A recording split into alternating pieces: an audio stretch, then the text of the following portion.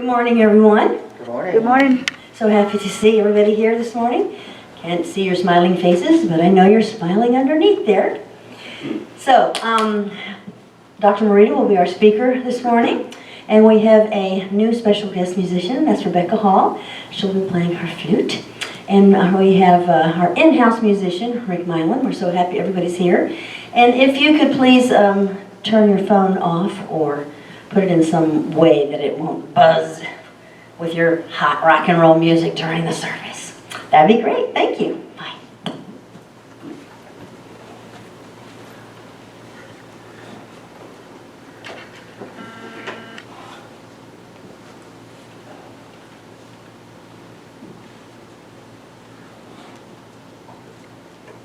I'm so glad to see all of you. So pleased to be together with you. What a wonderful thing. What a wonderful thing. And I also want to not only greet the people who are here in the room, but also those who are looking at us on the internet. What a pleasure to have you with us as well. Thank you. What a beautiful day it is outside, and it's a beautiful day inside as well. And I wanted to start with a beautiful Bible verse. Just give me a minute to find it here. This old book that is so full of stuff. 2 Corinthians, actually. 6th chapter, 16th verse. Ye are the temple of the living God, as God has said, I will dwell in them and walk in them, and I will be their God, and they shall be my people. What a powerful declaration. What a wonderful inspiration. Although it's one that we don't think about as much as we could or should, actually. Do we think about ourselves as being the temple of the living God? Not too often, I don't think. Do we think of God dwelling within us? No, not really. It isn't something we feel. It isn't a physical sensation. It has to become, first of all, a mental acceptance, a mental habit to think in those terms, that God dwells in me, that in fact He walks in me. Wherever I am, God is within and around me. So it's a challenge to think in these terms, and yet can you see how powerful that is?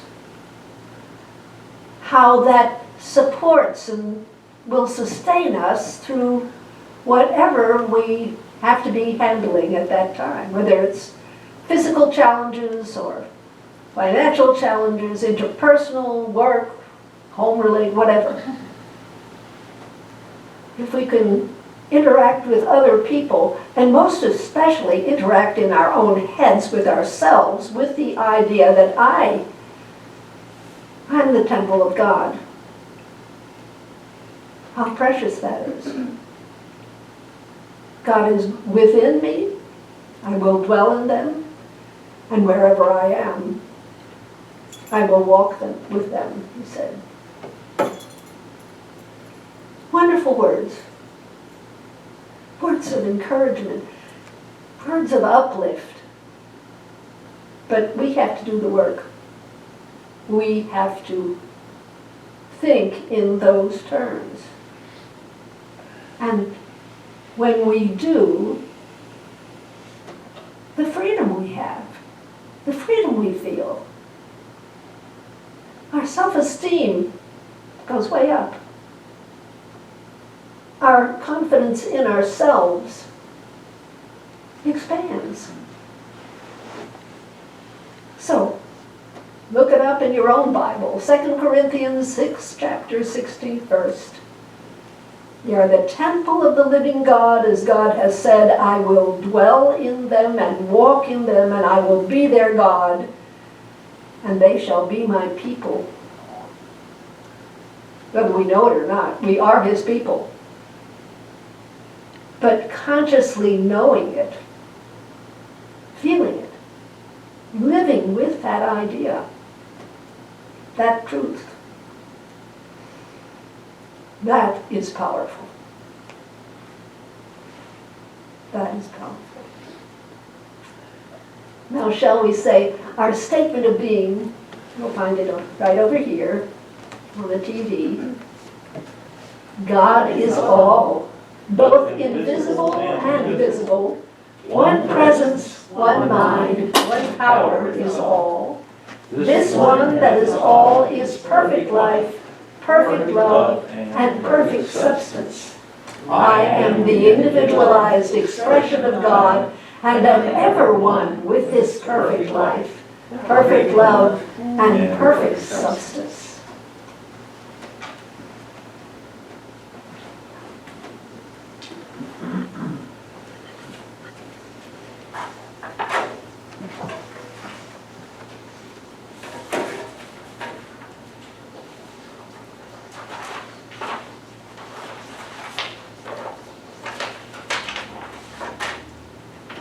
You ready?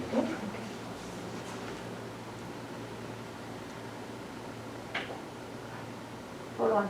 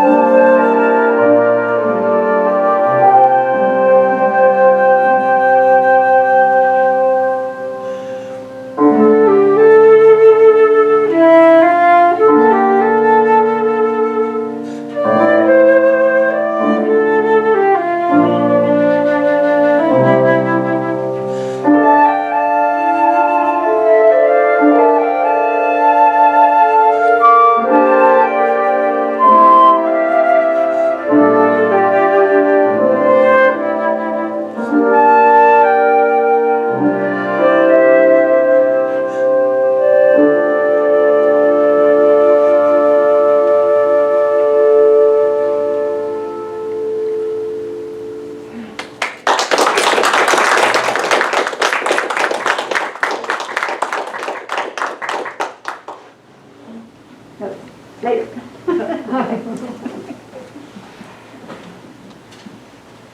That was lovely. Thank you so much.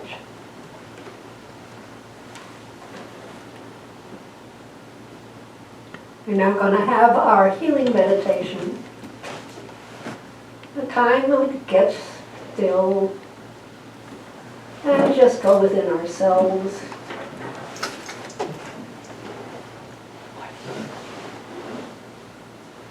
Challenges, both within and without. That's what life seems to be composed of.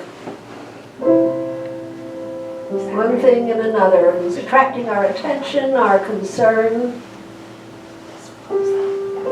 It looks so big, overwhelming. This one? Or maybe things are going along kind of smoothly and easily, and that certainly is a reason for gratitude. But no matter what the frame of mind, whether it's worry or a sense of gratitude, freedom, feeling oppressed, matters not. It doesn't matter to God. It matters to us, but not to God, who sees us as we truly are spiritually, and that is the image of Himself. What He sees in us is not mistakes and worry and frustration or impatience or happiness. What He sees in us is growth, moving along, accepting the challenges as they are, challenges. Loving us, supporting us, sustaining us.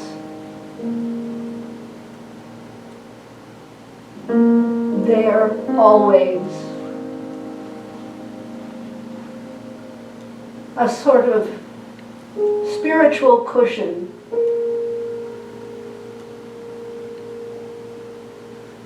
Both feeding us internally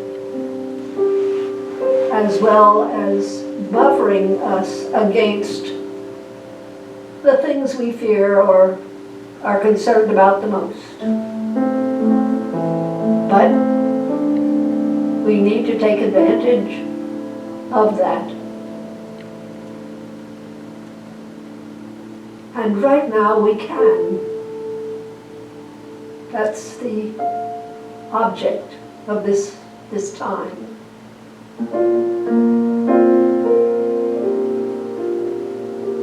We not only open and are receptive for ourselves, but we are open and receptive for everyone who is on the prayer list of the Valley Community Church.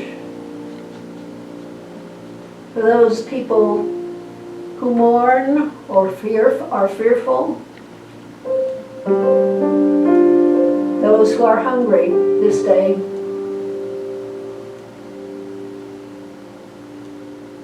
we take them all in because mind is unlimited. And we give thanks that we can touch them in a spiritual way that is a blessing.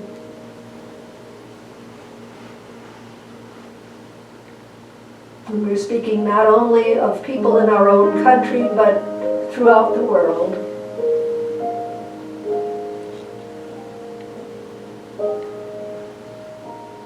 Let us hold in mind that blessing and apply it to whatever troubles us, concerns us, challenges us. For the next 90 seconds, we dwell in that state of mind, openness, acceptance, gratitude. to God for His presence, His blessing, His help.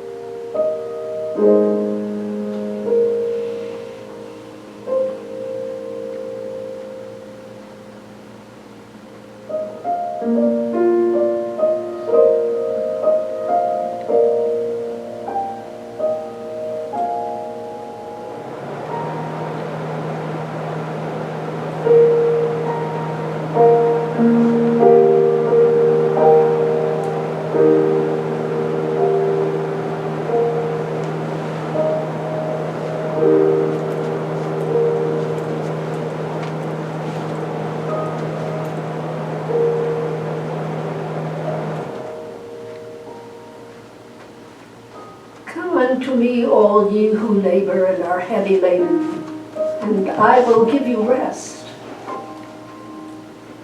And we've taken that few moments to rest, to release in God, to accept the healing, the blessing, to see a way, to feel encouraged and grateful.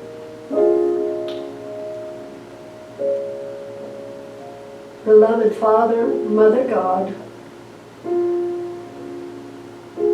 we thank you, we thank you, we thank you. Amen.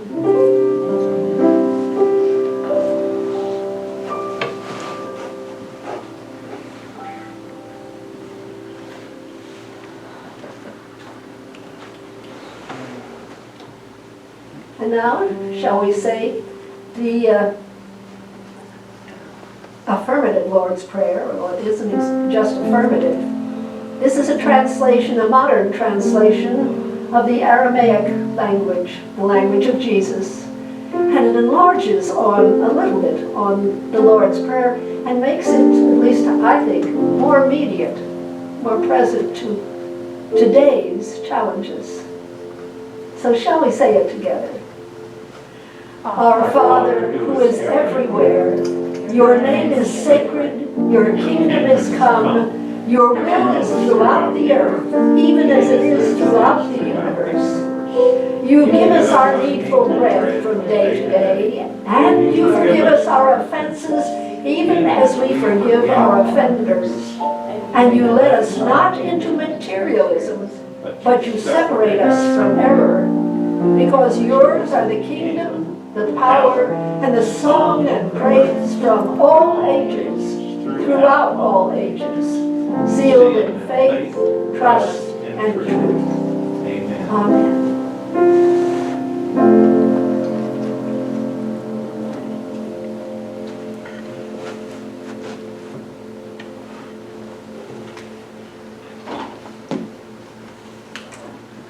Well, this morning I'm going to be talking about women of the Bible. I've talked about that before, but it's an interesting subject.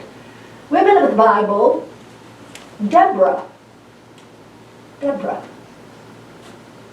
And before I start talking about Deborah, what I want to do is to describe just a little of the history and the geography of the Old Testament. You might remember that when Moses got the Hebrew people out of Egypt, out of slavery, he promised them an eternal home for his people, those people. as long as they worshiped the one God, that is Yahweh. Their future home was referred to as the Promised Land. But people that in those days called it something rather different. They called it the land of Canaan. So Moses and the Hebrew group, large, very large group, traveled north, walked north, and he sent 12 spies into the land of Canaan to just find out about the land. Was it fruitful? How strong were the people? What were the cities like? And so they disappeared for a while and finally came back. And they reported that it was a land of milk and honey. It was a wonderful place, very fertile. But most of those spies also came back scared to death. The people were very large, large people. And it says, we looked like grasshoppers in our own eyes and in their eyes. So the people were robust. The people also were heavily armed, and they lived in walled cities. Of the 12, only Joshua and Caleb came back saying, and were absolutely convinced that with God's help, they could conquer this land of Canaan. It could be done. But the rest of the Hebrews were thoroughly frightened by what the spies had said, and they wouldn't even try. They would not try. And so they wandered in the desert of Sinai for 40 years until all the old frightened generation had died off, and the younger people, who were more courageous, more positive thinking probably, inspired by this idea of getting the promised land, said, yes, let's do this. And the first effort, of course, was a spectacular success. You remember how the city of Jericho, they marched around it, and the walls came a-tumbling down.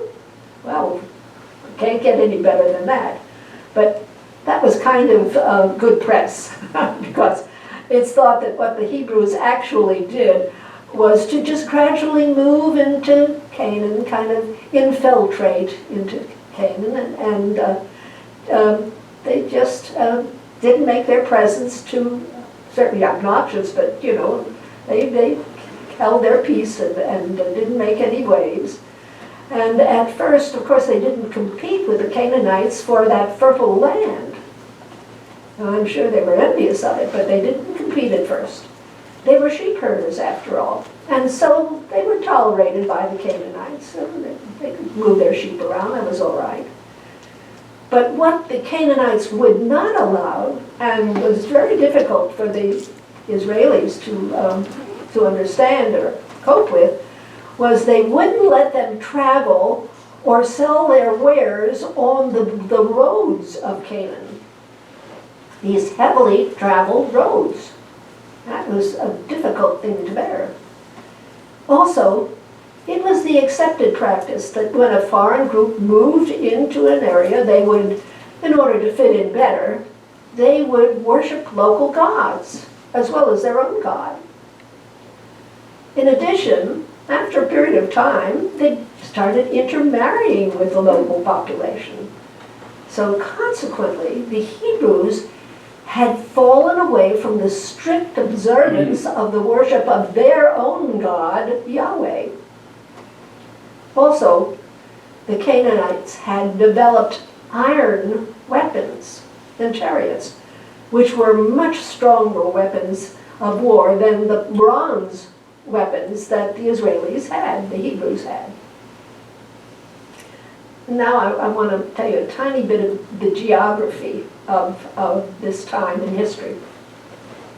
Canaan was land that was on the coastline of the Mediterranean, fertile land. But the furthest south was Egypt, down in the southern part of the world there, and a very large area. Right next to it was Sinai, the desert. That's where they wandered for 40 years. And Sinai was sort of in the curve of the Mediterranean there. It was a triangular shaped country with the Mediterranean, of course, on the north, but in the south it was in the Red Sea. Next came Canaan. Canaan was the next in line, and it was right up the coast. And Canaan at the time included what today is the Gaza Strip, Israel, Lebanon, and part of Syria. And then moving toward the west, part of Jordan, what is called today Jordan.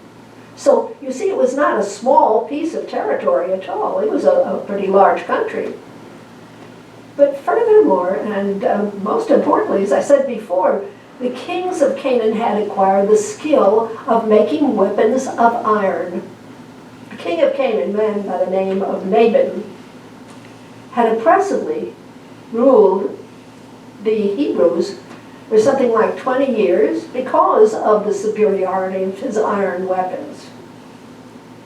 Now this is the point in the Old Testament when Deborah comes in. She is referred to as a prophetess and a judge. Now, what were called judges in the Old Testament were not judicial figures, like we have today, sitting behind a bench. They were generally charismatic military leaders. The judges were military leaders, and who either single-handedly or with a group went out and killed a bunch of the enemies, and so they were called judges.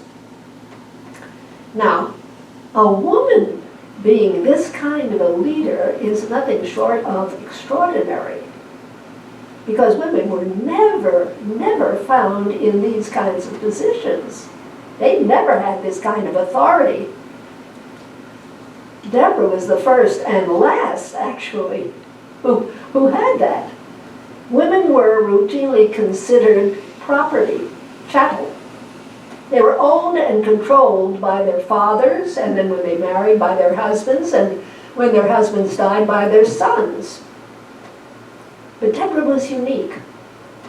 She had amazing gifts. She had the gift of intuition and prophecy. She was a fair person. She had tremendous spiritual devotion to the God of Israel. And despite their very real prejudice against women, the people of Israel had been coming to her for all sorts of disputes during those 20 years of oppressive leadership under the Canaanite king. She judged them fairly and with intuitive insight into them and the problems, and obviously came up with solutions that they approved of and were grateful for. But she came to the point where she clearly saw that this was the time that they had to shake off the yoke of the Canaanite king. Now was the time.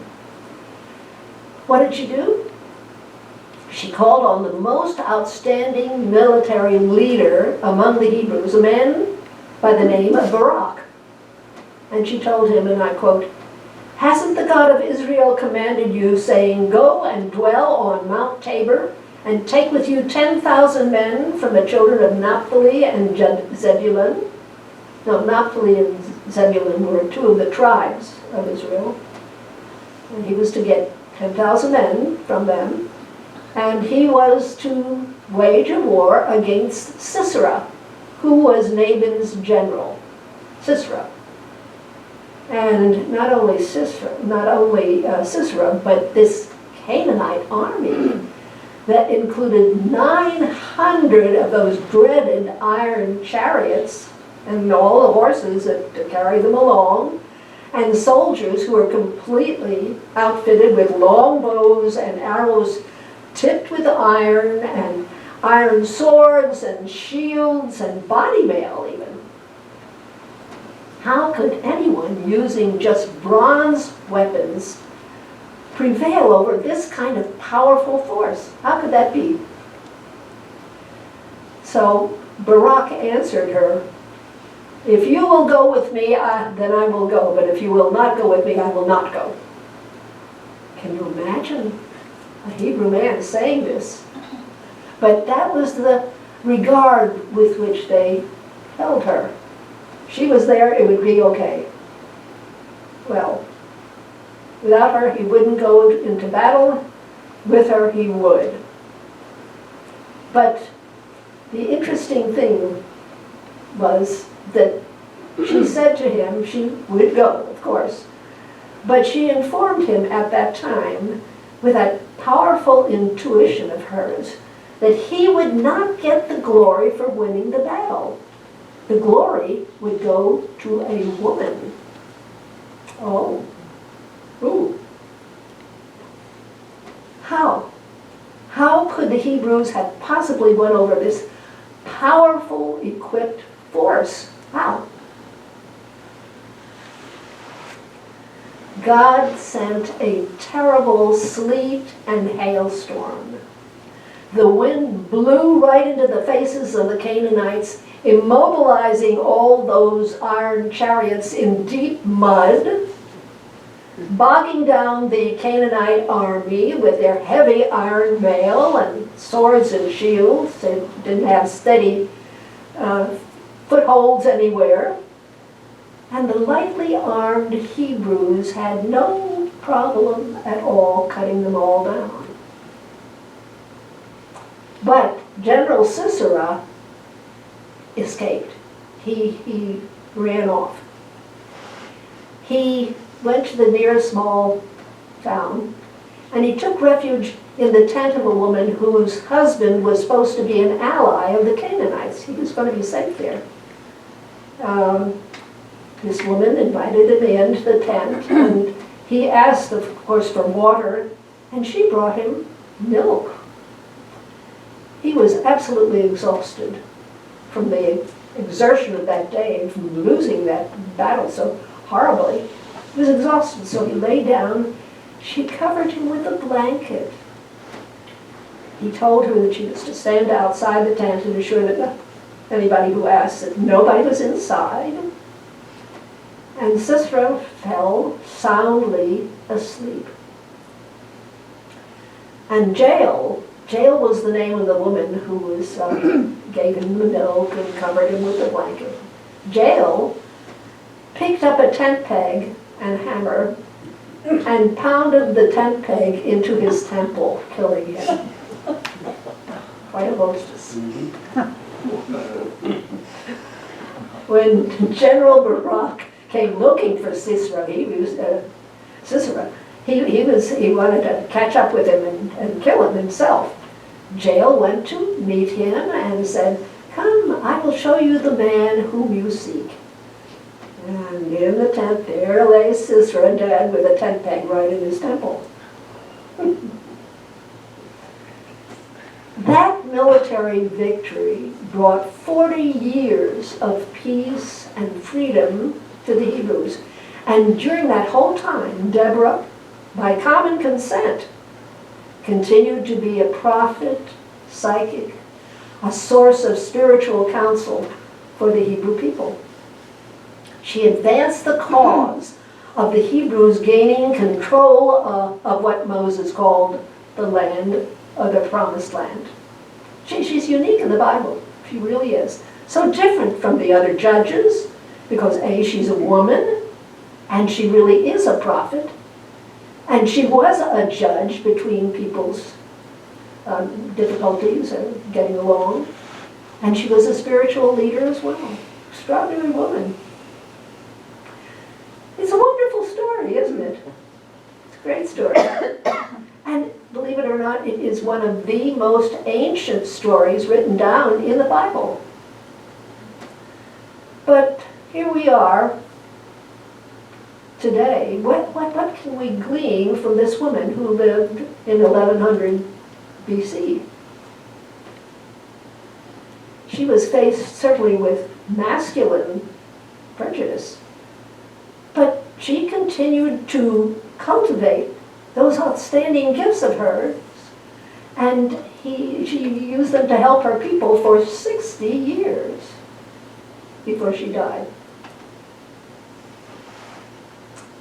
It is very possible that Deborah heard and heeded an inner message in her head and in her heart that told her and can tell us, just like Deborah, that each and all of us has divine wisdom within us, available to every one of us.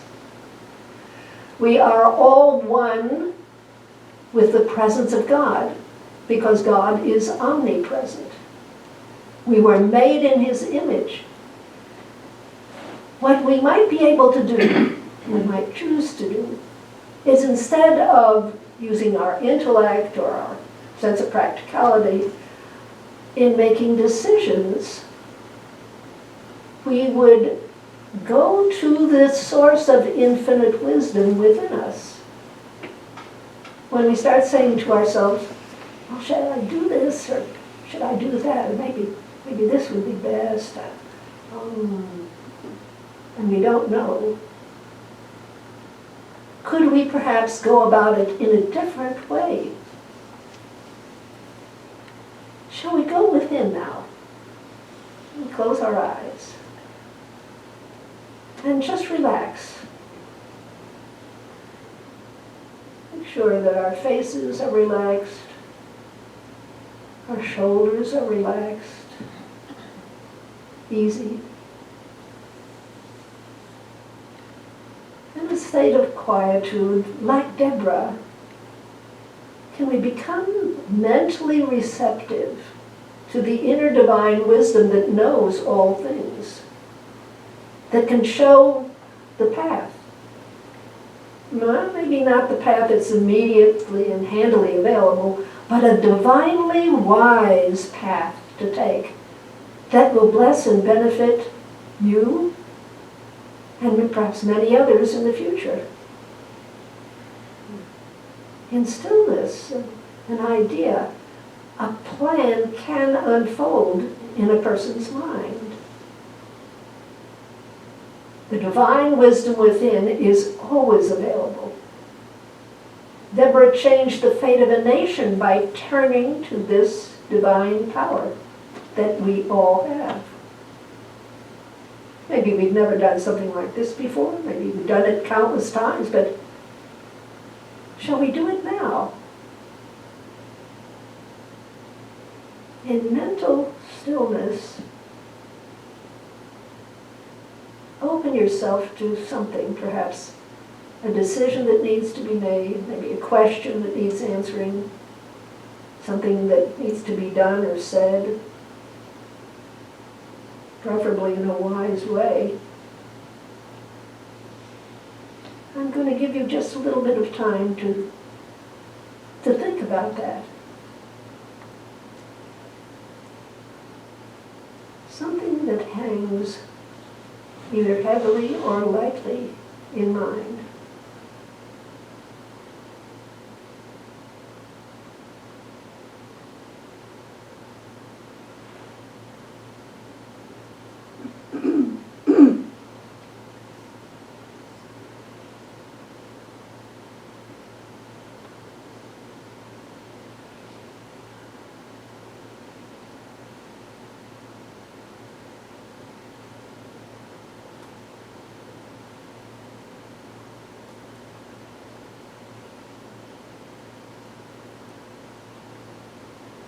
And now, would you take a deep breath and let it out slowly and try to relax a little bit more. Dwelling in the realization, I am one with the presence of God. I am one with divine wisdom. It's part of me. And in the next little while, or maybe soon after, maybe tomorrow morning, a divinely wise solution is going to come to mind.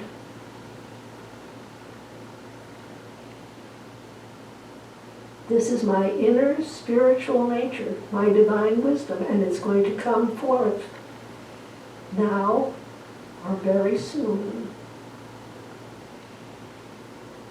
And let's hold that thought.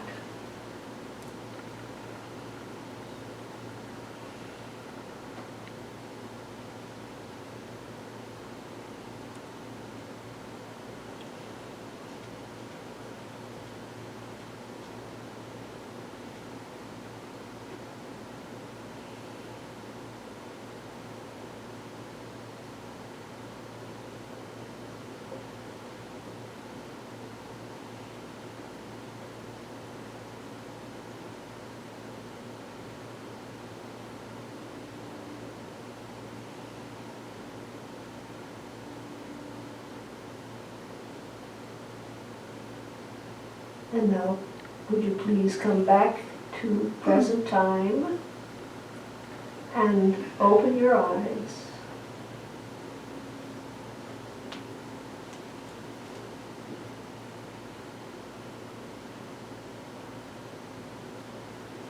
I want you to expect a divinely wise answer or plan to come into your mind. You might be doing something else, but all of a sudden, something begins to occur to you. Just like Deborah, we are all one with an infinite spirit of truth that has always been available to us. We haven't always taken advantage of it, but it has always been there because God is always there. For this truth, and for Deborah's example, well, we give thanks. But we must use it. Use the wisdom within, as was always intended. For this, dear Father, Mother, God, we give deepest thanks. Amen.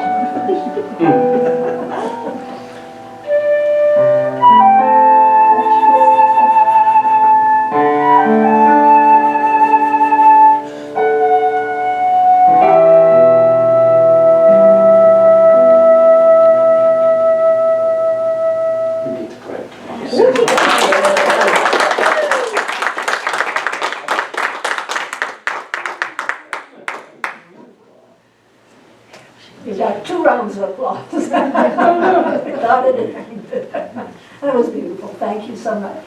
Thank you. It is time now for the blessing of the gifts. We thank you all, including those who look at us on the internet. We thank you so much for your gifts because it makes our services, our home church here possible. Thank you.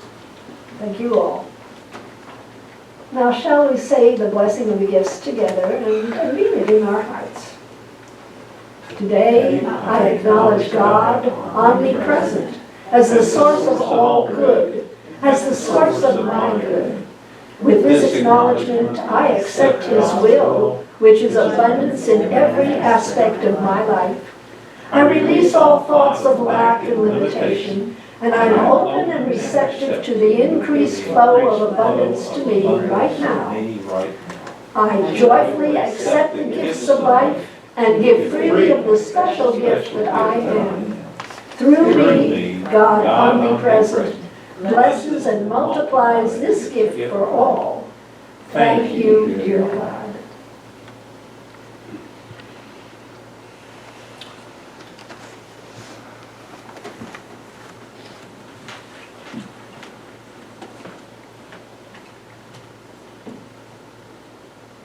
Good morning. Good morning. Good morning. Good morning. That was beautiful. And I thought I cut the first one short, and I'm like, if I did, I'm really sorry because I'll practice some more. Practice with her yesterday, but I don't think I did so good. So maybe better off without this roadie. Thanks, Rebecca. The flowers this morning are sponsored by me. I'm taking them to my family this afternoon, so I'm going up and enjoy a visit with them. So.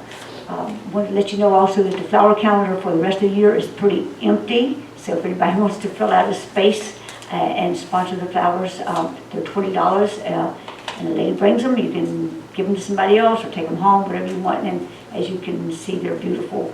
Linda does such a wonderful job with them. So anyhow, if you'll look at the calendar and sign up for a Sunday or two, we'd greatly appreciate it. Not a whole lot going on right now. As I said last week, we're canceling the Labor Day cookout because of the COVID surge that's going on. So we're going to just continue doing what we've been doing, wearing our mask. And we got journaling on Tuesday nights, reading class on Wednesday, and coffee on Wednesday. And it's kind of what we're sticking with for the time being until things change, which we know it's going to. Just not as soon as we wanted it to, but anyhow, that's okay. Also, if anybody hasn't looked at the gardens lately, for all the money that's been gone to the gardening fund, the garden out here and in the back, the yard looks really good. We've still got a few more things to do out there, but the money, we do appreciate people that donated the money for that. It saved us from coming over here and doing one day's work and only getting part of done what this guy did. So thank you again for the money for the gardening fund. Don't think we have anything else. Maurita, did you have anything? No. Okay. I did want to say this. Mark Jones called me right before church started and asked that you keep him and Randolph in prayer. Randolph is still in the hospital, and at this point he's not doing all that great. So anyhow, just wanted to let y'all know and to keep them in prayer.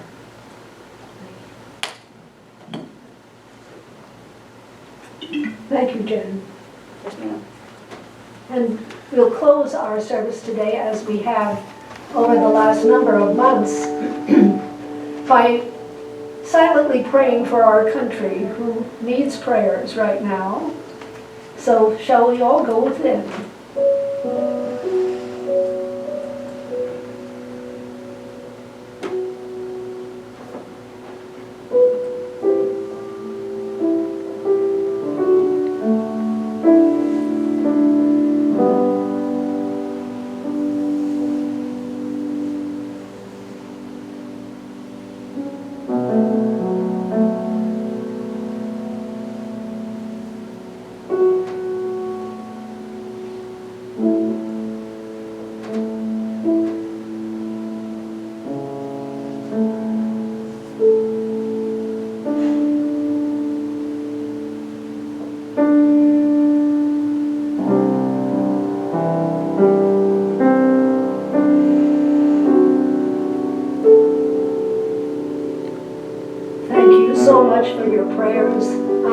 it helps our country.